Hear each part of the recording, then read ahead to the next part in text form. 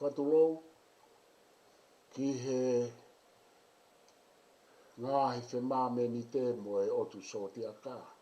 Pea kou whamalumalo atu e talamalo e whanua, lotu pia mo e ako, pea kou whapapa atu ki he awai kotoa be o ko mea mai mo tau kāinga me ngahi turiki ke o e Kolope, kou taitali rei ki motolu, ai ngahi haa, kau tai whanua, whare a matapure, pea pehe ki e kau tak whapuritkare i he whanuani, pehe whoki Aotearoa o koe ai whaafe lea i he pungpungini, pea pehe whoki Tonga, pea whapapatu ke kau tak lot kotoa pe, pea moe Tonga kotoa pe. Koe tau Polokalama ki he pungpungini, koe hoko ate tau Polokalama ki he Kolonavailasi mo hono whaahinga e tahanima mo hono taukei e he kakaitonga i Tonga, Muli, pia mga hi tapa ke he kehepe. Koe ai o ko iheni pia mo Profesa Stareki a tata whinau, pe ko skei, pia mei Aotearoa, me mananga Aotearoa, ke hoko atu ai tau Polokalama, pa koe ai me tau ngai whehui, ka i he kamata te utuku ke Profesa, ke ne kamata mai, pia te tau toke hoko atai pe, mo atu e tau ngai whehui, na e toe mai mo ngai whehui o kuhau, po inga ke whaiha ane tari, ma ane hanga o whamatalai, mahino au vito, e kulahi au vito ai whiwhia, ai hawaik mo tau kāinga, mea mai tanga ai Polokalama Stareki, ko inga whamatala mahino, mo inga whataatau ke whai ngofua ki he nau mahino i ai. Ko inga himea u mahino whoki ka, te ai menga himea ku whihi, pa menga whamatala ke ka ku kai ke toi whaloloa te o atu ke hoko atu mo kamata pia ta toki mui atu ai pe malo. Malo apito povar, pia te u toi hufanga pe ngai whatapu whaki, kai ata ke whaiha wakai e ki IFE, me ngai wike ko e, pia o ku atu whoki e whiawhia e tau kei mao e mo uilelei mo e tau kei nofu pe mo e vailasi. Mono. O tui whoki ko tau kei mana ke tau mana tui mao pe, o ku kei mao pe tau tole vailasi, neong koni ku tau tau ririu no i ngoa, tau kei taka pe vailasi, tau ku whakaau ni ke toi marohi mai e oho ai Omicron, o ku te eki ai pe ke matawhi atu e Delta mo e u pita mo e mea ko iahe u tukui whanua ko e.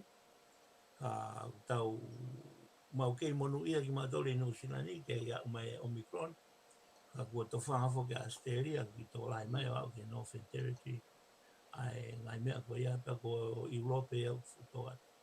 Ka koe mahalo koe mea koe ke tau ki ai whamahino i whai mo mahino he taimini, o ku tua ki whokiheni ke whai ho marui, pea koe ola koe u whekumi ki he nene tu he taimini, o ku kei sai pe ai hohu malu i what ki he u kalas ke o e COVID-19 ai ni kua tau to whangai.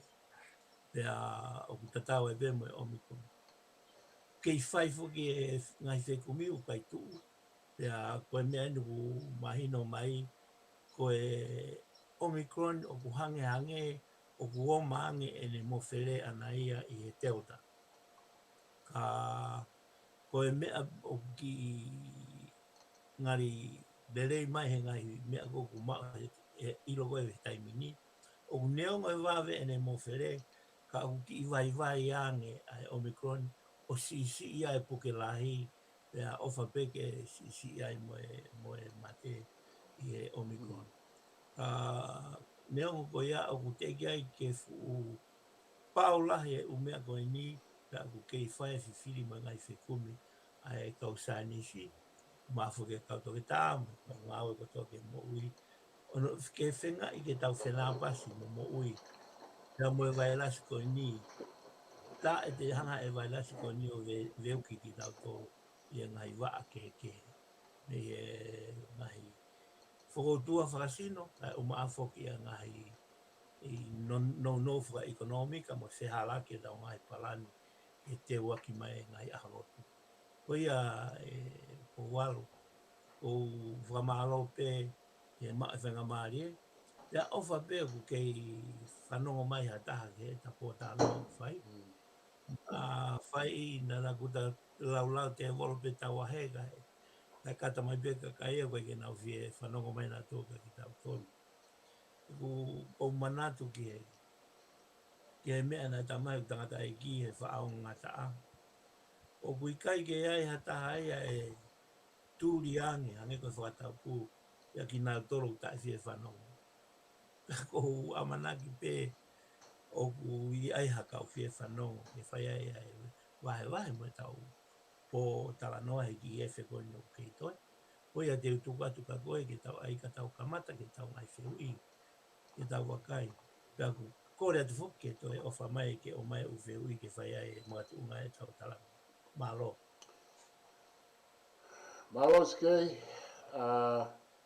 kai tuku ke tahau ke tau u whiu i, pea ku whawhiwhia pe ke i ai pe kakai o kuna o mea mai ke ta Polokalama, pea nau whie whanongo mai ka koe tawa noa maari e na o tangata i kia whiri ke whanongo koe mea moni au pite. Pea ku kau ia koe re soni ka ki tau tolu e tau. Kau wha amanatua mai ngā hi ako naki pe ai mātua. Kai tuku ke uwakai ke tau u whiu i, ke o hake, koe whiu i ulua ki, koe haha o lau ki he teu huhu ko ene tau nima ki he tahataha i heni i Australian. Whiu i eni mei heni, me taha e tau kaulo au, i e ku kamata huhu e tau nima ki he tau tahataha, i he ahongo fulu o Sanuari o e mahi, e tau fo mahina katua. Ka koe ki whiu i mai penia, pe ke whangumua whamatala ki hene, alui fo eni ke to e to uhifo koe ni, pe aku kau ai ho maki mokopuna ai kau he huhu ko iaka mahalo koe whiu i aten me lo au he ni ku mau ki papaka he teu e ai whiu i ai isa ai huhu o lo ngai whanau mau sio ka nau taupa mau ofa ke nau hupa mau to i rifia ai nau ka te tuku atu e skei ke whai maha o tātā noa mai pe he ilo na tokoni ki e teu huhu ko ene mau e mau whanau i ki mo whamoko puna mau si tokanga lahi ki ai heni ka matai mai na katu malo. Malo a pito o wal, ko mea lele ke tau tala noa. Ange ko lau e whai kawa, ko whai pia lahi ange i fia ai ha mana wahe. Ka koe, mea koe whai kia e ke, koe huhu malu i o e whanau i ki fo e tau tahaua. O ku ton ke tau whoki ke o manatui, o ku ia e ngahi huhu malu i ia, o ku whai tu upau he ngahi ahoni, o ku kamata pe ia me aho koe ku whaere ia e pepe. Wai uhuhu ia ku oska o mata i he whaere i mai pepe o hau malu i koe vailasi mo u siemo koe ni i. O ko si huhu ke pepe. Aia koe te huhu koe ni e tau ni maa ki he tau tahaua. Koe mea koe u fo o wai koe whaina huhu koe ni COVID-19. Koe mea koe koe huhu malu ia o ku tau whiangai ki tau toria mei kohiri o a mai ke taimini o kei lele pe mo uhu malu i ko ia. Ai whangi pepe whanau i ke ngai huhu keke. Ka koe huhu koni ke COVID i tau si hifo tau ufu maua. Ko si kamata whukia ufonua muri i Amerika, Isileli, Britania, pamo i Ulope, kuna o si kamata ki nau tolua. Pea ku whainga maari e ne kamata ai, ko uhifo ke tau wako me i ai. Na kuiaha ngai me ai ke whai ki ai hatokanga. Ki e whikau aki pia mo e huu malu i. Ka koe vaccine koe ni puta o ai koe ke te waki mai ke whai ake huu malu i. Koe Pfizer. Ae koe ku ange koe ki kakai lalahi. Aku os mahino mai nia koe huu malu i ka ke kakai lalahi. o fu ke sai ange ia he puke. Pea o ko mea koe e taha ke manatu I. Koe hu malo I koe ni e whanau. O ku osi kamata he utukui whanua o te gai peke ia hanga I whailonga ia o ku iai hano kovi. Hange tuku kehe mo I whanki I mofi mai mo e. Mea tatau pe uho ke ka kailalai. Ua ni I ngā ngau uru kai ni I o ku I whelanga ki ongo I vai ia. Ka ku kai ke whai hato e whakoutua I ai o ku ka ke te eki ai ke whai ha mate ko ui ko e hu o malu I. Pea au ku iai a manaki ko ui ko e hu tatau pe ko e whai sa pe. Ka ku ki vai ia. O ki vai ange ai hu whai sa kone o ku ngawe aki ke whanau iki. O ki hu ia ke ki vai ange o e malo I tatau mo e hu a kai lalai. Ko iai e kai ke totonu ke o ange hu a kai lalai ke whanau iki. O ange pe mea sisa ke a sisa. Pea pa osi ngahi ai Pfizer vaccine koni ke hu malu I ke whakatau mua ki ke whangi I pepe. Ta ko osi mahino ia I he ngahi lahi koe whaito o koe ku ange ke whangi I kautau ta haua ki lalo. O ku maua e malu I honau sino, ta tau to whpe mo e lahi malu I koe ku mau e sino koe kakai lalai. Pea o ku hange I e sio koe e taimini, e alera tu pene e tau mea, ka e mahalo pe e toe hoani e kaureka koe ia, hange koe kakai lalai. Ka koe mea o kei whai ngahi whekumi ki ai, pea e mahino ia I hono whai e usivi toto mo mea, ke sio ki he iwi malu I koe o sinope u holo o se mahina, holo o se mahina o no, hange koe kakai lalai. Aia siwa koe mea koe ke I whai ke lau ki ai, o ku te waki whoki a Australia mo New Zealand, ke I whai e siofi e New Zealand mo Australiana ai uhu kone whanau e utu kui whanua, ke uhi ke mau me iai hanau whakakau te whito I whakaukau mo whakauto uta ki he vairas ki he huhu koni koe e whangi whanau I atau koe. Ka koe mea koni koe o si mahi no ia o I he ilo koe ko mau he taini mi whekau aki mo e hu e whanau. Koe mamahi ia whakahuhu pe ai mau e huhu flu pe koe huhu hepatitis B pe koe huhu typhoid hihu misel. Koe mamahi pe ai huhu aia koe mea koe o ku whakatupu rifia I koe kaureka. Koe uhi koe neki mamahi koe a koe ai uma. Taku fuupoto apita kau whai huhu I ngai ahoni. O kuea taimilaha ia hangai tala noa kaureka ku o se huhu ia uke kai nau iwa na ko whai ahu. Na koe amanaki e pehepe mo e huhu koni koe ki he COVID-19, ki he whanau I iki. Ia e whangi I mamahi mo ange koe kono ai koe mata I hui ko o kai ake giri o whatapu. Pea moe ta hape fo koe irifia. Ko tui ko tau toro koe ni ko tau ki matuotu ai fo.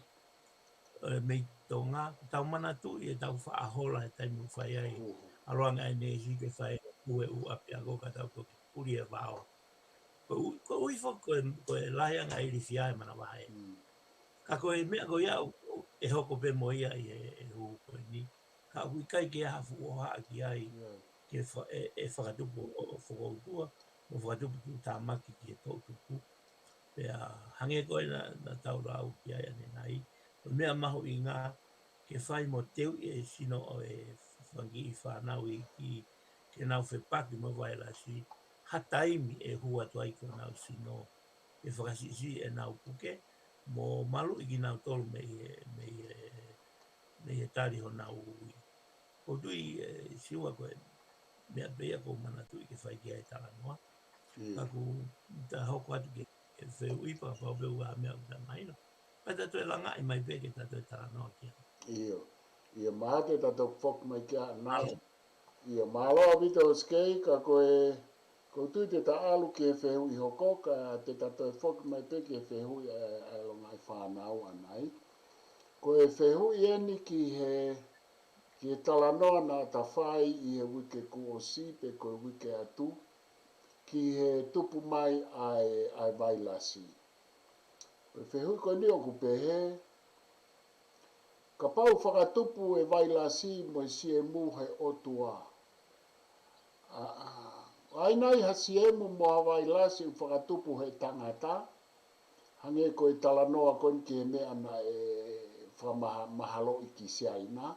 Pe koe ngahi hiwi, ngawe ake ngahi mea tau koe ni o ku pehe o whaatomi pe koe. Ka koutu koe whehu i pe ia e skei mahalo mahino pe ka pau o ku ka pau ko tānoa koe koe tupu e vailasi pe a mo si e mu whakatupu he otua. O ku toi ai ha si e mu ha vailasi whakatupu he tangata malo. Ko ia. Maro apito o pōwharo. Wheu lele ia. E ku kei whai pē te rawaki koe siemu koe vailasi koe nina e hau mei si aina. Pea koe whairawaki koe ia o ku mea o ku waa e ua. Ua ki koe vailasi na e ku mei he marketi. O ku iai e ngahi monu manu. Ngai koe peka mo e laione mo ngai mea pehe. Pu hake vailasi koe ia o puke ai tangata. O pai koe mea fo o ia ai e ngahi siemu o ku aweholo he whangamonu manu. O whatupu puke ai. He ku angena tau lau ki ai. Koe pauparema mo e mareria. Koe pauparema mo ngahi. Pauparema ki he whakalere mo ngai mea pehe. O ku tukui whakautua a siemu o ku i he whangapulu, whangakosi. Pea ku osi lahi puke pehe i Tonga. Ko puto tui peo whawhanonga kāinga Tonga. E maki koe leptospirosis. Aia koe whanki siemu ia o ku alohore whangakuma mo i whangapusi mo i whangapuaka. O whakatupu, o toki pasi mai mea ki e tangata. O whakatupu ai e puke. Aia koe halanga e taha. Koe halanga koe taha. Koe o pe na iai e whare kemi. I he korokoko Wuhan ai koe na e whai ai koe. Na uraki mao ai koe ai vailasi. Na iai e whare kemi pa na koe na ngau e na e whai. Koe na honga o pusiaki i mai e vailasi. O pusiaki o whai na ngau e moia. Pea wheharaki au mao ai e COVID. Pea toi hola hu mai COVID o hu mai a ki tu au mao ai o puke ai kāinga ko i Wuhan. Koe anga ia koe tala noa koe e taimini. Sai, koe taha o ngā oe ko whaina o si aro e WHO whai sio ki mea koe ni. Si aina. Ka koe mea e taha, i e taimi kotoa pe ia. Ki mua pe a whai mao koe ne COVID. O ku ngā aue kau sainisia ki he whangamon manu mo atakai. O puke mai e uvailasi mo siemu mo mea. O whai e nā wako ki ai. Koe ako ki ai. Pea koe pauparema ko whahoko e taimi ko ia. O hange koe vailasi. O mai koe vailasi pa nā whai e nā ngā aue. Pea whakatupu ai e liliu ai whotunga e vailasi. Lulu mo e nau tō o ngā. O a oe ke taimi ku whakatupu whakautua ai. E hene a ue ke tangata. Pea koe, mea koe au ke whai ki angau. He neong e tau tāno koe ni ke Kolonavailasi mo COVID-19 he taimini. O kuloro tonga iai he taimini e sa vea ia tūri holo e whangapeka to oi vailasi mea nau tolu. A Kolonavailasi mea nau tolu ke whai ki ngā ue. Nā mao ai ha whaahinga ilo. E aonga mai ke ka tau ngā ue koe ni COVID-19. Aia koe ngahi ngā ue koe ia. O ku whakatupu ai e liriu e whotunga e vailasi po ke siemu o whakatupu mahaki. Ka koe mea ke tau mana tu i. koe neongo koe ngahui me na tula vailasi. Oku ke lava ke ni masi whaahinga tangata mo whangamon manu ke ririu vailasi koe na whao me na tula ke toi whakatupu whakoutua ke ki tau tolu katoa. Pea koe mea koe hange na ulawe koe ki ai koe taha ia hai ufakaukau whakawaki moe. Hau koe a vailasi me si aina koe ngāwe koe vailasi o whehala. E koe whare kemi koe i Wuhan koe si aina na pehe na hola mai mea e vailasi. Na ia e whakapaanga e kau ngāwe koe me Amerika, pule anga Amerika. Na ia e nau paanga na e ave ki he whare kemi koe ia, ke tokoni ki he ako. Pea koe mea koe tokoni koe ki he ako mo ilo koe o whaahinga koe Kolonavailasi. O kulawa ke tufaki mai rewa ia ke whaia e nau ngāu. Aia o ku whaawhihala ke ngai ngāu e ko ia o whakatupunga ai ririu a vailasi. Hange koe mea ku tau maheni kia he taimini. He o ku ririu mau pē vailasi au i he anga koe e nau mou. Ko ia siwa malo koe mea koe ke tau whakaukau ki ai. Hange e nia o hono o mai e o tua e a kau, ka tau o tā o whahipapa o langa a ki ha tau whare. Ko umea kotoa ko ia ia, ko tau tōru ia, koe hau koe e fu a kau, koe o tua ia, ka tau toki o tau tōru o tā mai ke whai a ki tau ngai, me a kau ai mo langa whare, o whakatupu lawea mai ka tau tōru, he taimeni, whakatupu toha fulai papa e a taha, o whakatupu pongi atu ki ai. Ko ia koe anga ia koe a sio whakasanisi. O tonu ke tau sio pe koe hā koe mea koe o kuhoko. Pe koe mea koe o kuhoko ke vailasi. O kuhangange e nia na o si Kolonavailasi pe ia. I he o ātakai o ke whangamon manu. Pe ai ai ki kolosi vailasi o koe ke ilo koe kolosi whe. Ka koe mea koe na mahi no na e whai e ngā oe koe ia ai whekumi ki ai i e whare kemi koe ni i Wuhan. Pea o koe taranoa koe taha. Ka koe lotonga koe na o ngā oe koe ki i Wuhan. Ne ririwa e vailasi au whakatupu whakautua. Pea kai ngatai, ka e hui e ki tua me whare kemi o uesia o Wuhan o puke ai koe ai kakai. Koe mea ke tau mana tui. Koe mea koe ni, ngai tau talanoa koe ni, nai hoko e mpe i he tau e ne ua me iai. Ai tau ilo koe ai vailasi i mahalo ki ti sema tau e ua me i he taimini. Ka koe mea taha, koe ngai mea ue whafuafuena o si toa to maha ki ia, ki mua ia, toa te ki novema mo o katoki. Kai toki au mai ki ti sema toki whaihono ripoti. Pea kone ripoti pe ko ia whakataha mo ene mo where mai koe ki mamani o takai mai ai. Ko mea le vai au whai ki ai e whekumi e taimini.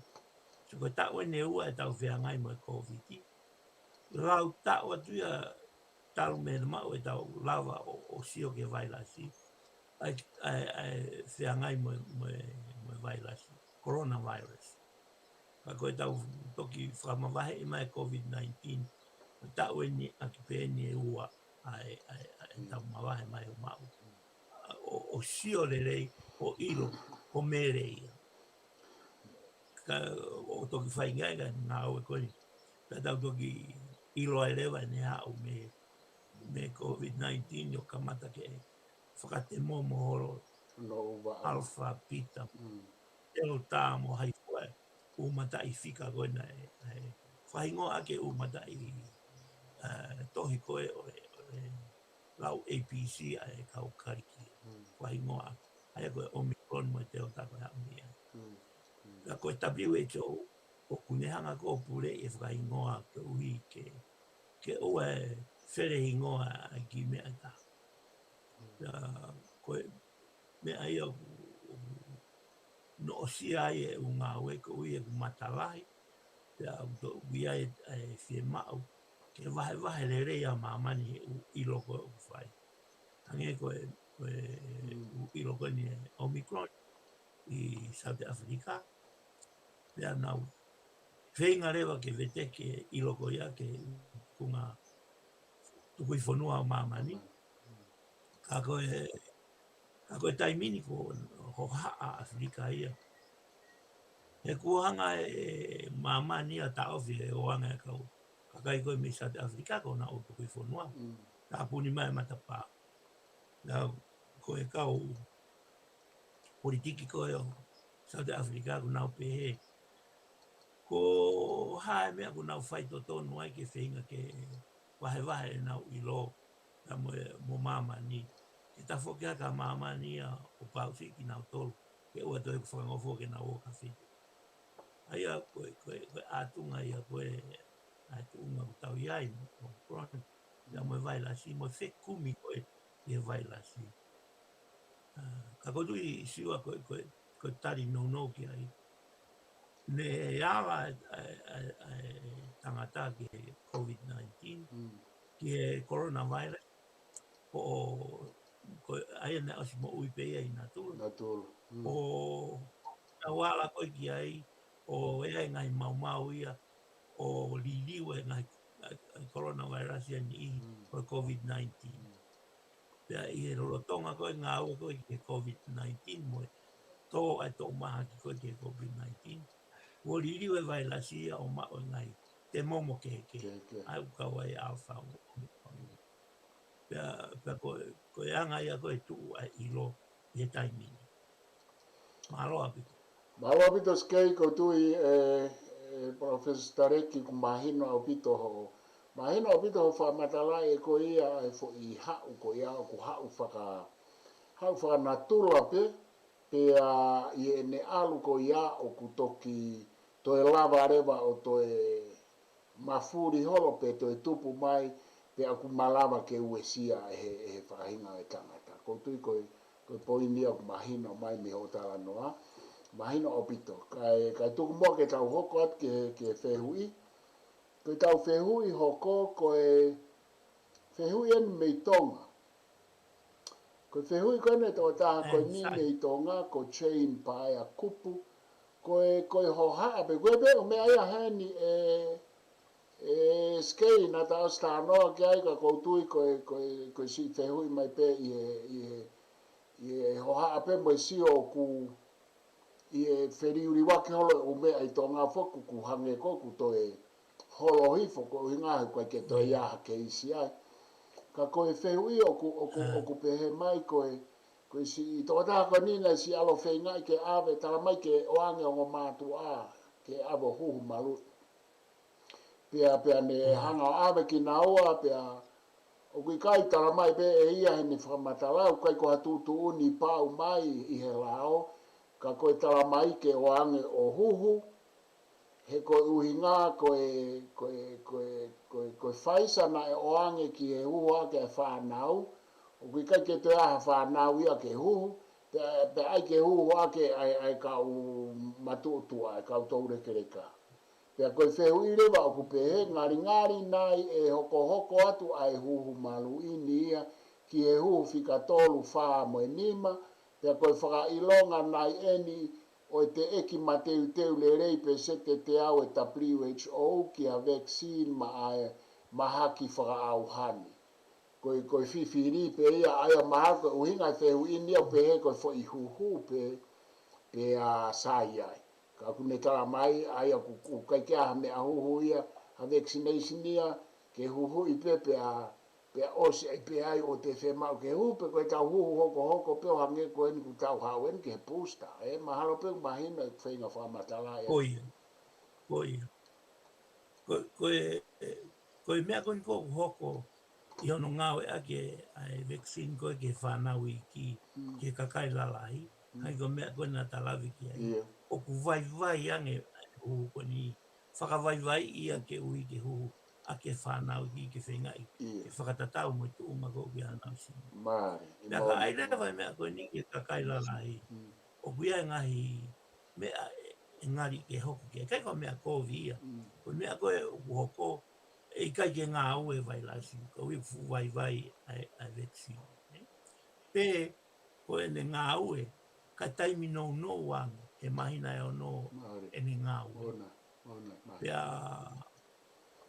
ko e mea ke whakatoanga i, o ku vai e hu malo i koe ni, pea e kei vai ai pe e ne ngā ue he algo ke kakailalai, o ku whia mao ke ngā ue. Ko e whaisa, o ku kaike fuloko lahi no ngā ue ke WHO, he hange ko fisi. Na hanga e WHO o hange uhu malu e taha ko extronica o hange ki a ia ki nao ngā ue ake. Pau si isi au pita ngā ake whaisa i he Pasifiki. Ko uhi o ku mamawhange pea o kai ke tuwha WHO. Ka koe mea wha mea ofa ke New Zealand mo Australia ma ufonua ke ngahi fonua ko tō laure na wha ekonomika. Ka wai ufonua Afrika. Pea koe taha ia upau barema koe mamafa koe a vaccine. Ka koe vaccine kona atonga mo ufonua Pasifiki na e mau ta totonga. Pea ko oho vare au ia i he o atu e vaccine ai whanau i ki o ngā ue aki he kakailalai he ku osi ilo ia koe vaccine ko ia vai. Na ngā ia ke whanki whanau i. Ka koe mea o ko hoha ki ai na aku kei mo ua atonga ia i he pehe koe ki baby virus pena aruan koe ki Tonga. Pea nau pehe nau tolu ia ke iua kwe mea tamai ki he koe ki baby pehe. O fuwhi hawa ke au pita whakaukau koe. Uluaki. Koe mea koe na ui koe baby virus, na tau tala noa ki ai. Koe uhi ngā ano ui koe ke baby virus, koe uhi na e low positive activities. Pea koe low positive koe ia o hoko ia i he taimi, kuosi mate ai e vailasi, mo vete he sino, pea te kei te holo ngai konga koe a vailasi he sino. Pea ai koe ki hano CV, o kulava he CV ia ke low positive, pea ki i positive vai, ko uhi koe whanki konga peo koe ka vailasi kakata. Pea mea koe anga e tau toi whoki ke, he mea koe na e hoko i Tonga, pea ai koe na ui koe ki baby virus. Koe mea koe o ku whai e whakaukau na e hoko, koe toko taha koe ni na ai atu koe o ku low positive, o ku na e osi huwhia no sino e vailasi pe na e puke pe i kai. Ka na e osi hanga e ne hu malu ia na ia mo tunga malu ia no sino, o tamate e ki vailasi koe ne huat o huki ai, o vetekia. Ka na e kei te hola kai konga ia koe whanki tono hange koe tau lau koe whatapu, be mo whanki tala vailasi na kei te o mo kiri mo mea pe, o na kei te hola e sino. Ka e kai ke nau toi whatupu maha ki nau tōru. Koe mea koe nau toki o kuosi mate a vailasi. E toki whatupu maha ki peka pau kua vailasi ka kato kei mo ui, pea nau lava ke tau moririu, tau whawhanau, ke lau piliona vailasi, pea nau toki lava mau e sino whatupu whakautu. Koutu e polowalu, koe mea ia koe na e hoko koe i Tonga. Koe baby virus ia, koe konga vailasi pe ne mau. Na koe toko taha koe na mau ai, koe ne tupunga ia na osi puke ia, na osi umalu ia, kana i kai ke longa ngai whai longa whakautua ia. Koe koe mea ia o ku i kai iloa, o ku iloa au pito, ai ka kai ku huwhia nau si nohe vailasi, ka i kai ke nau whakautua ki nau tō. Pea koe taha ia ngai mea kou whatu tāmaki, koe ka kai kou nau whakautua, kai ke na o nau o huwhia ki nau tōre vailasi, i kai ke nau whakautua, pea nau tok takai hore uwheitu ke, o nau lawa e nau tōri a whakamowhere atu, ai vailasi ke kalasko ia. Tuku ke, a pau na ke malu, e whakasisi iai, po toi hanga puhia te vailasi, ke toi maua ia a ni ike. Pea, ko tui, ko tau toi whoki peke, mea koe na tau tānoa ke ai, a mau inga koe malu. Koe, mea koe e taha, ko ton mahalo ki tau whatonga, i koe talanoa koe ni kuta whai ki Tonga. Koe i kai ke lava e Tonga whakatau, ai vaila, ai hu malu i toton ke kakai lalai. Kana ngā aue aki ai hu malu i koe ai whanau. E whakatuku ta e pau ai anga e tau lele. Ko ne tu ko ni ko e taimini anga e tala noa koe a mamani lai. O ku kei kaua Tonga ia e ufonua o deki ke mao ai ha case COVID-19. Tuku ke ai ki vai ai a ko uinga peia ko ki Konga peia pai ka vai lasi me ai. Ka e tain tatamu. O ku fie mao ia ke whae hu malui te ria na ahu fia mai vai lasi. O tu uta ke whonua. Ke i tau mateu ki mua pa tu uta ka vai lasi. Pea o kuosi ka osi ka mata whoke hu koe i Tonga pa ua. Tau tau ala kau whai hu ki tai.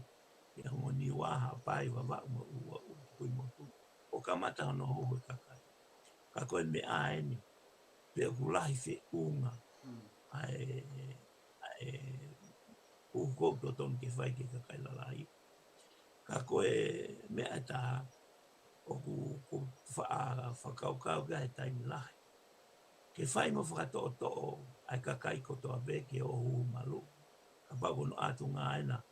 O ku ki lako atu bepe a ose ai hu. E totonu ke whakatoto ke whai mo na wohu. He ke hiai ai hu. Nā ta whoki a ke pē au maoru ngā ia o si e vai ai hu malu i totonu. Kai kai ke te ai ki hata hatoenga ia ki tau toru koe mei uta. Mo i kainanga e whonua. Koe mea pē o hoko, totonu ke tau mantui. Koe politiki a vai lasi. Ka mao e hu o unono. Lua ki hu pē kau tama koe unau maorunga. Ka toi maha me ai. Ka toki tu whaki atu ke matanga. Pea koe anga ia koe si o koe ke mea koe hoko. Koe mea ke he whoke tala noa koe pe e mao e patisete a Tonga ke whai e whakatau e vaccine totonu. Koe whai tala noa e ta. Pea koe whai tala noa e taha pe o kore a Tonga ki hataha ke oange mo a vaccine totonu. Ke whai a ke nau ngā ue. Kai o arewa te nau ala nau tolu ki he vaccine e whanau iki. Tuku ia mai whanau iki. Ke taimi koe unau whakafofua koe taimi huen koe whanau iki. Ka wange malo koe whawhakakata. Neongo koe hu e whangita mai ki. Ka malo o ku ki saianga ia e harata.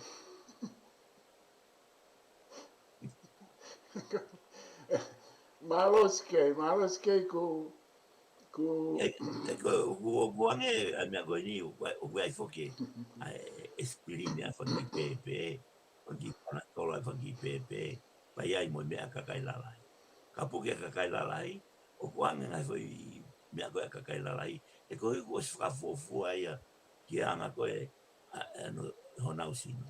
Pea ka paulewa koe ki leka o kupuke. O kuange ki espirine a kauleka. Pea mo ki panatola a kauleka.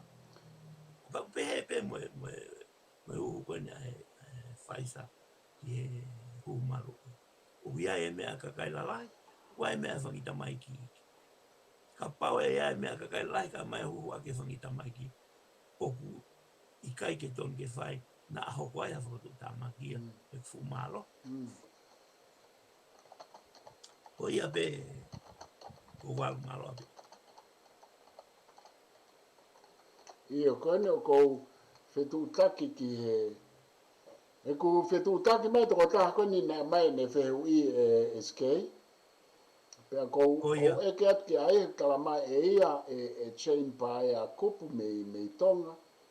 Koe hu hono tolu eni o yongo mātua. ai ni koe na e whikau ke na oa ko ngā oe aki ai whaisa, Pea kou eke atu ki ai, pe na e huhu hā, ai huhu hono, aia ai huhu wā mo e ulo aki, pe koe, aia ko ho whakarea ane nai, maarea bito e skei ho tānoa ke u tuunga koni o mea huhu i Tonga o e whaito o, pea mo hono whake atu, pea mo i kai ke mahino pe kua patseti pe whaha ano whakatau mai, ai foi mea koia o ku aso hange ko o ku ki fihi mai ai e mea pea. Pea koe tawa noa koni na ke whai o ku maaria o pito, ko manatu au ia ki ka pau koe mea ia e pehe, koe o mai e ai whaisa e tamaiki, koe ngā he koe ke toi aha tamaikia e huhu pe koe osi hono huhu ki nau tōpo, koe kai ke toi fie huhu hata hae o kai fok toi aha peipi. A peipi vailasi e asi he koe parapare maa ia hange ka te au ia koe foi osi pe koe ai peipi vailasi na e lau koe aina i he nau uhinga ka usai o whaamatala i meke mai no ko koe ke te whanonga o whaha ato e hoa ai Tonga ke huhu aia e toki ngau e pe a Tonga ia ka toi hu atu ha peipi vailasi pe koa vailasi aia koe no whai tai miniu nau tātākot na tele lalo niu o whamomoko ai, koe ngahe koe ke te aha vailase huu atu. Ka koe tau uhinga at whoka tau tolu koe mea whai kai te uteo a mamani mo e tau tokanga at ka nau tolu. Ke whakapapau o kulere ta tau pe huu he taimi koe na e huu atu ai peipi mo e taimi te kai ke huu atu he koe ni o ku kei alu holope vailasi ku toi hauene o mi koloni. Ka koe mea ia koe ni o koe tari eni o ku na taha mo e wahe hupe a fua o mai ki Tongani. Pe, koe ke mahino mai me toko tahani pe ku eke a kia pe koe hae me ka koe tuku ke tau alu ke whehu i hoko kai toki toi whaha eke pe na e huhu hae ngo mātu a ki mua he ura ki mo i ua. He ko manatu au he tatawa noa koe ni ki e huhu koe ni no ato e whaisa e whanau. Ki e wha ai pe koe tau huhu panatolo koe tau tupu hake pe he koe panatolo koe a kaureka o pe koe espirine a kaureka vai. Aia ka pau koe ki fo itaha ki he reka, fe ka pau te ufolo e au. Aia o mai rewa fo i espirine e wha ka te au he ke mālohi anke. Lei pa koe ai fuke tala noa e taha na o ate me au tahange he tangata eke taha. Ka pau koe folo fo i panatolo e taha pe ua o ku te sai. Ai fe ka te folo i ha hongo fulu. Pe folo i... Ko manatu ai au o walu. Ie motua watu una Ko kai ko motua watu. We, iyo, ka koe motua na ke whelanga aki. Pea o ange ne foi a kau espirini. O talange ki ai ke foi mea e ua futupu. Talange ki ai ke wholoua whakahoua wha. Pea aru lewa tangata e ki ia. Koe, te ki ai ke fufuoroa ku toi patou mai o nau api. O tala mai ki waranga mua toi sio ke tangata e. Aro ato sio ke tangata e ki. Ko o si hanga tangata e ki a wholoko toi foi ua futupu ko ia. Ko tangata e ki bātu o. Ko pe atu. Koe ha e mea. Ke pe ai, tala mai e ia. Ko whakapiko piko ai whakahoua. Ko whoro i kotoa pe au ki toku whakahoua pe i lotu. Pea ko e mea pe he mahalo i tau mea koe ni ki he vailasi. Ko e mea koe ki he o mātua. Ka pau na na huhu whaisa. Pea o ku pau fo ke toe hoani. Ani ku tau tulo tonga tō whanga. Ai koe nā pūsta. E whitu kotoa pu. O se fo i ua. Pe alo ato no hoani pūsta. Ka pau koe ngai fo i huhu kotoa ko ia. Koe whaisa ia ai kakai lalahi. O ku toton ke whai ia. Whatatau. He ku tau tofua katoa ai. A mamani katoa he kai whai ngā huhu ko ia. Ka pau. Koe uhuhu ia nai whai ake ai whaisa mai whangi pepe. Koe mea ua ko ua vare ai. Uruaki, koe haa uinga mea kuna ngawe aki Tonga o tika ki ngawe aki he uto kui whanua hange ko Australia mo New Zealand. Koe mea koe hono ua. O kui ai lau koe o kufuwai vai ia. Tau pau ke tau tau huhu tua lahi ke whenga i ke lavas a kakai lalahi o langa hake nau malo. Ka koe mea ea ko hoa au ki ai. Nā koe u. Pe koe haa mea koe nau kamatana. Na naku whehalaki nau lau ai whakamatala koe umalui. E koe oho vare au ia i ono malu ia kaureka atonga ia o tau kei tari tau tolu. Toki kamata hake Amerika o se atua Israeli. Ka koe haa mea koe na hua na tōti ke hua New Zealand mo Australia. O ku where ai vai las keke. Ka koe mea ea ke waka i ange tangata ikoni nai. Pe koe whine ikoni nani eke mai. Ke nau eke, pe koe haa uinga mea ku whai e hu kaureka ia. Pe koe haa mea na anga he tapi WHO e mea ke kaureka ki Tonga o ke kai ke uhumalu i o whetui whanua ia koni. Koe huhu kone o tala mai, koe huhu hange koe ni, koe tau ni mafugen ke tata. Koe huhu ai tamai ki high school. Hange ka te au o te tahaua ia ke tafi. Tahaua ke tafi tu. E o te kei ke whai huhu ke alu ki lalo hange ko mautolu. Ka koe poini mahu inga nei au ke o mai e skei. Koe whehu ia, o ku nau huhu wawe ai tau tupu, ai ta mai whine mui, ai ta mai talamou, te kai ke ose huhu ia o e takitaha mo e takiua o e kakai lalahi. Pea moe whehu, he koe huhu e koe mea e ko ki whehu ia tua i e skei, koe huhu, koe whakangofua mai e WHO ki he uwhonua, pe o ku whakangofua e uwhonua pe anau tolu, o whakatatau ke WHO, pe koe foi whakangofua mei whe ke whai ai alua u he kohange koe foi wālau koe Lucia, whakangofua pe Lucia e mwe nau ngahi pe nau tolu e nau vaccination. Kai ke hawe kau akia mai WHO. I he tu whamaman lahi ka ko ki whehu pe ko ate au iha tata anō ka ni mahu inga ho whamatala mai. Malo apito te whakamaino i mai e whehu i. Ko WHO o ku kai ke nau lava o tutu uni mai ke utu kui whonua.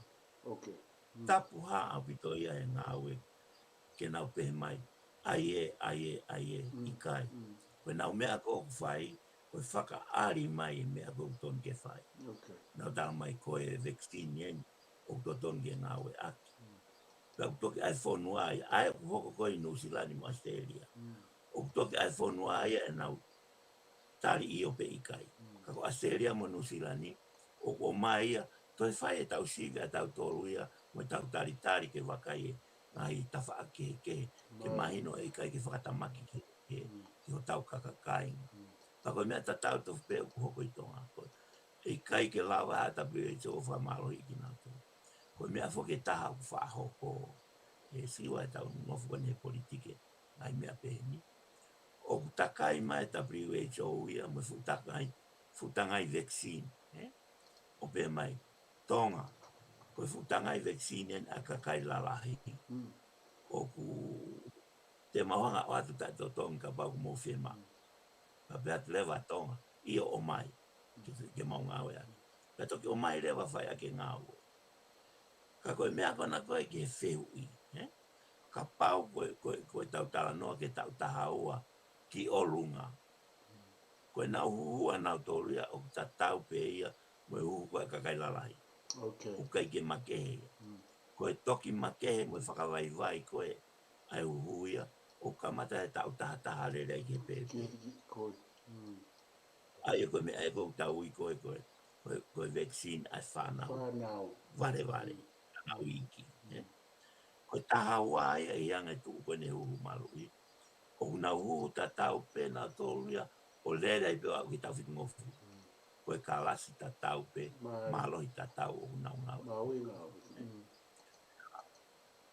ko tui ko o matu ana i pe pakapau e ko mea ko e taha foki e anga tau nofu i Tonga ka tau sio pe tau tolia o ku fai ha hu e u api ako o tau espeta tolu ke fangi whanau iki ako hu ia whanau iki i kai o hu ka kai lalahe taha ua ia ki o lumu ko toki taha ki lau Mawinga ho foi whakamahino ko ia ma io hu maki o ku whatupu ki ai ka ko tui au hei kai ke oange he WHO ia ha hu malu i ke kaure ka ta e whai ngā ue koni anu ka matawhakasi o si Australia manu silani hono sivi ai anga i roko ki he humalu i ko ia mo e ha e ola ngai se kumi ko sai pe ana toki whakaukau ai ke whai pe i kai pakange ko mega na tano ki ai te kai ke whangofua Australia mo New Zealand ka ku waveni mai pe hangofua ai u e taongu mata aki a vaccine vai an ka ko e kalasi pe o e Pfizer malo abito ko Koe ni ku tala mai me i Tonga e chain, i o mahino au pito hotara noa pa ku whamaro atu e skei, mahino au pito e tu a WHO moho. Ka koe ni tala mai e chain ko ne whamahino mai na na huhu AstraZeneca uluaki moe ua. Pe ko na huhu ko ni hono tolu, ku tala ange koe ke wange pe o huhu, ko uhinga ke hu faisa he ku kai ke te ata mai ki ako aya ko faisa ya ki ta u a fia ta haua ki ta fitu aya ko na pusta ko no fagarea ta ha pa fa malo lai ma chain ka te ko e profesa e fa mata mahino ko aya ko no fagarea ta ha na mai ai faisa ai ana ngawe aki ke whanau ako o na huhu tolu aki na pusta. Koia. Ai o me hange ako au molu se ane na mahuhu AstraZeneca uluaki moe ua. Pea koe whetu utake at koen ke ai ke mapusta he aho. Ta mai nau tolu ke maango Pfizer i he chemisi. Ka na mahuhu pe mawahe ma kliniki uluaki moe ua. Peta angelu se ania te mahu AstraZeneca pe mahu e mapusta he kai ke mawhiu Pfizer mahu he ko mahu fo i huhu na masai ki a e uluaki moe ua. Koia. Malo apito e poval ko me ai aku hoko. Ko me aku hoko i taimini i he whema uponi ke ai e posta. He koe mea ke taura ki kamata ki ai o kulahe u vaccine. AstraZeneca, Pfizer, Moderna, Johnson, mo Sputnik ia ko hui a Rusia. Pa kamata ke tufa e Rusia e uhu ko yake e ufonua Afrika. Ai a kulahe e uhu malu i.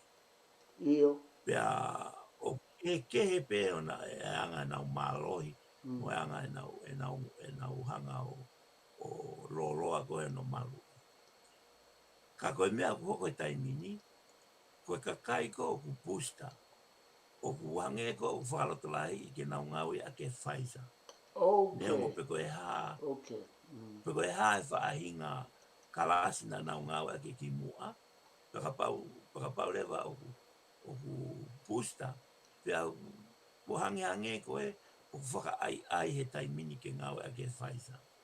Aia koe ha e uhinga te fito ki ai na ki mise po ini ko ia e skei. Aia koe hange koe ma keisi. Ka mai na auto ke ma pusta a ke Pfizer. Iyo ka koe ha koe ato ki whamatalai mange po ini ko ia kasa.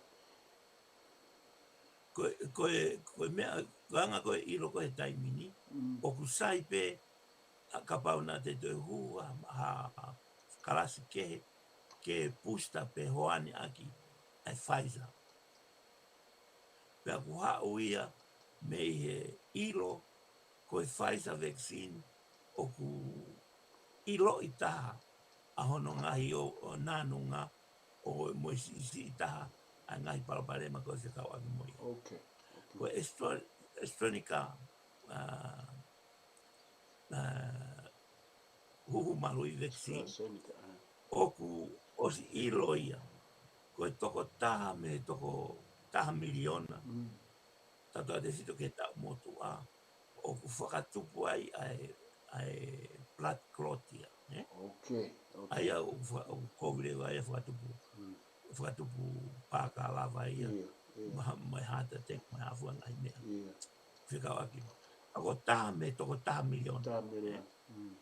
Ai koe mea ai au ke ngāwe aki pe. Ku kaike taofi. Ku kei saipe. Ka koe Pfizer, o ti kaike ne mau e ia. Ti kaike tau maa e toloha ilo o whakatupu e ngai mea koe ia. Mau e ngau. Pea koe ange koe vaccine koe a lusi a Patnik. O kaike fuloko ilo hata ia me ai ki ai. Tuku kehe pe ai ufonua lusi a. Ka koe mo na whangi satellite. Ka au nau kamata na tolu ke tufata e totongi ke ufonua Afrika.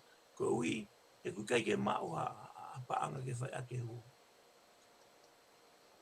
O ku lorotonga whelau ake he taimini a South Africa. Ai na e hau mea Omicron. I he taimini. Ko e mau lalo ai hu malui. Hawhahinga hu malui pe. Pea ko e mea kou tala mai e kau take pure anga. Ko e uhinga mea usisi ai hu malui. Ko e uhi o i kai ke mao ha vaccine lahi fe unga ke whai ake na hu malui. Tuku ke ia me kau tasi e hu mo e hafu. Ka ko e uhinga mahu inga taha. Ko e tae mao e vaccine.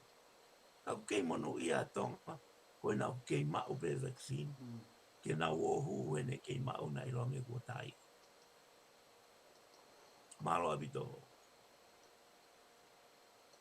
Malo skei koe tata i wae ni ku tata i mi ku tata alo mai to e ta minite tolu. Pea ku ki tolo aki pe foke ku tau mea whakato ngā foke tau pure i pe taimi ku kaike pure ngā kolo e taimi. Ku tato i ki tolo aki pe koe. Ko ta tolo aki pe ke ua nā pure i taua he taimi koe whehui wha oseni o ku alu atu pa ko whatawange pe na ke ostala noa koe ki ai ane nai ka koutui koe hau ai whehui koe ni mahala nai ki tō mui mai ka te watu pe au ia koe whehui aia koe tuu koe atonga o ku makatu unga e nau huhu i me a ofa atu a New Zealand mo Australia.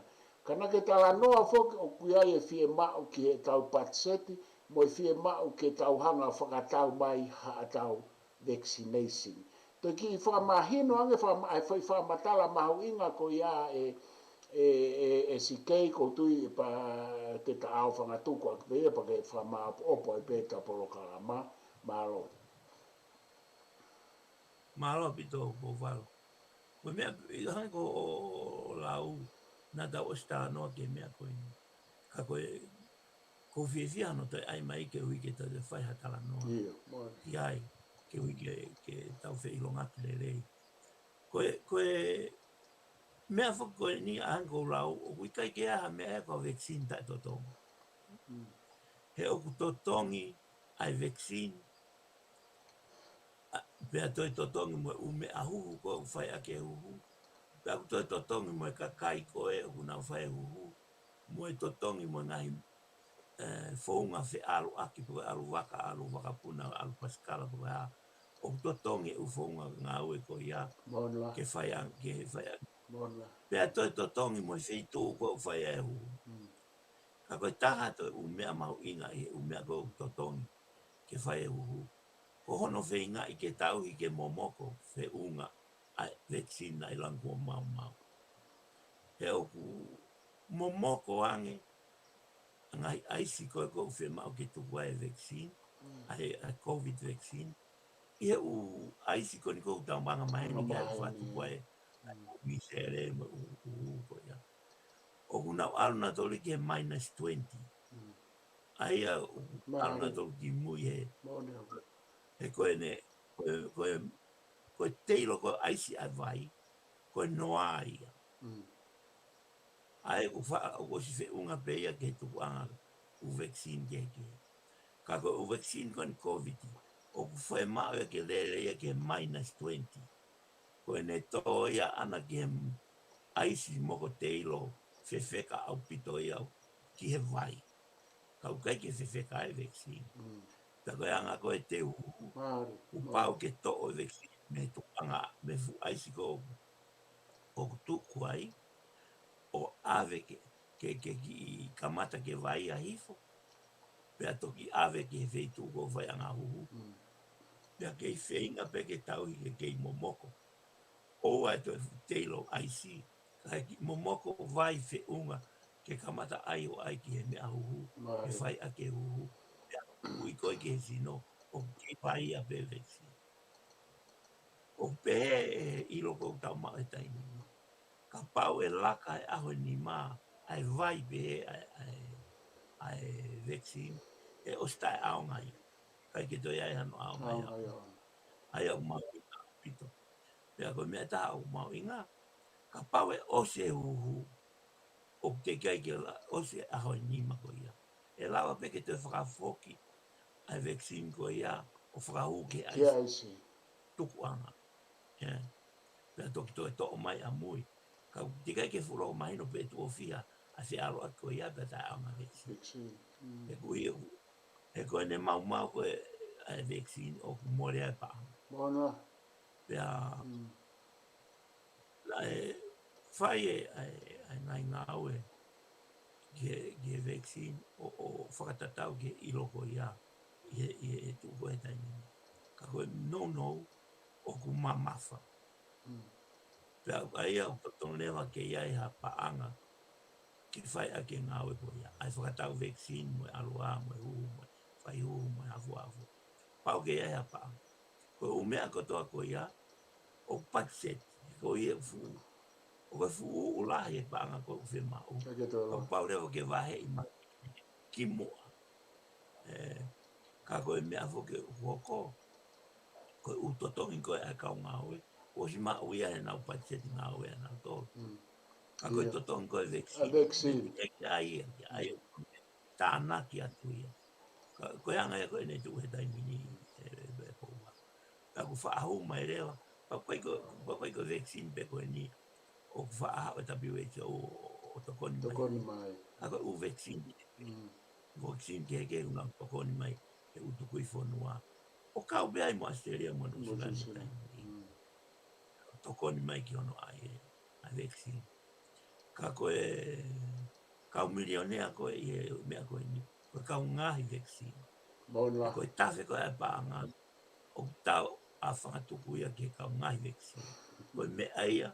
O unau whiawhia ngahi vaccine ai. He koe lau miliona piliona ai nau paanga po mao. Ki ono whakatau atu o vaccine. Koe business. Malo abito si. Malo abito. Malo abito skei sito i ki wha malo mai pea a train me Tonga. Tala mai e alo lewa ai ke ai ene pūsta hono tolu a ki ai whaisa i he mahino koni ai whamatala. Malo ke whai. Malo abito e train malo e whewi wha malo at katik muto. Ka e whoki mai ki a skei malo abito koutui ku mahino au pito foi whamatala ko ia he koe mea ia koe o kou whakatokanga e au o ku si ke whai ai u tala noa mahino whakatonga mo whamatala whakatonga ki Kolonavailasi pea mo e mea ke mo i lelei pea mo e mea ke mo i lahi pea kakaitonga ia e muri ai si ke hau ai ka wako me ka matatao o whakamatala'i ke mahino pa sai pe tuku he eta polokalama e si o ai e tau ngata he ahon ma pong ka kou whamaloa kia te koe i he whainga maarie, kou lawe i pēna e Malo. na ke puke, ka ke to e sai mai, pa ku whawhiawhia pēu, tau whawhitai ai, pa ke loto le lei peke whahoko e Polokalama, ka papeu te aha mea o ke toi whie talanoa ki ai e Profesa Finau, Stareki, pe a tatoki au whangatuku, e te atu ke te koe malo. Malo apito bovan. Oku ikai ke tūkua e ku tuaki atu ke o ka atake o whai hu malui. Tonga pe ko hawhei tūke. He ko e whiangai koe ni moe vailasi. O ngari hange e taimi lolo. Ka ku kei aonga pe hu malui. Pe au totonu ke tau ngau e akia ke reita ke whai e tau whepaki ma moe vailasi koe ni mahaki whakaoha. Pea koe mea whoki o totonu ke whai, o kulahi peka e ngai tālaa. Ka koe ngai tālaa ko toa peu totonu ke tau whapotanoa ki ai. Hange koe mea koe na ulau ane nai. Nā tau hange koe tangata eki wātu. O whai ngai whakafuafua whakaiki tau tolu. Ka oku i kai koe uhinga ia mea koe o tonu ke whai. E po walo. Pea kou toi kore whamore mone at pe, a koe hawhai ngā rea e tatau. Ka koe mea e taha, ofa mai ke o mai wheui. He ko ongo i o hange ki holo e wheui e ko walo. Nā nā ko pāhia, ka i ngā e whanonga mai. Kei toi pe fuke whehu i ia, ka kou toi whie whehu i mwau, he fungai whehu i a kakai. Ke tāna kia ke nau whehu i ia whamau kia. Sai, malo au pito pea ke mō mea, pea kua te ua ki mai Krismasi. Ke maua mō au whārei, whia, mō hao whoki. Pea ai ke kau e uhu malu i he mea au whārei tā te mō oangi ki o mō kai ngā mai whāmiri. Malo au pito. Malo apito o skei, o what kia te koe mo e set up mo e whaamiri. Malo. Malo apito pa ko o what kia te mo tolu ko toa pe ku mo whakarea mai, whawhitai. Mo tolu mo whakarea mai Krismasi, ma o what Merry Christmas kia te mo tolu pe a whamanatu atu ko e tokonaki ka hau, aho taha walu, mo tolu ko e no mo mea mai, e whaia e Polokalama haua ua Krismasi ai lo au e whakahoka te me he mananga kempela. Ko ia mo te teo mai ke tau haua ua ko ia ke tau au me tau a kau Krismasi. Ko e kukowe me aku tau te alu a kau Krismasi e ni ke ki he tau Polokalama ka ko o whalahi atu e skei te tatok whaosi e ta Polokalama i he wika au e tok whahoka atu e ta taimiko ta wike whaosi ia. Pea whakahoka pia mo e tau a kau Krismasi pia me he tau miitia whaifio me he ni. Ka kou o whalahi atu, ka tau tatawai ho tae whe malo. O whatu.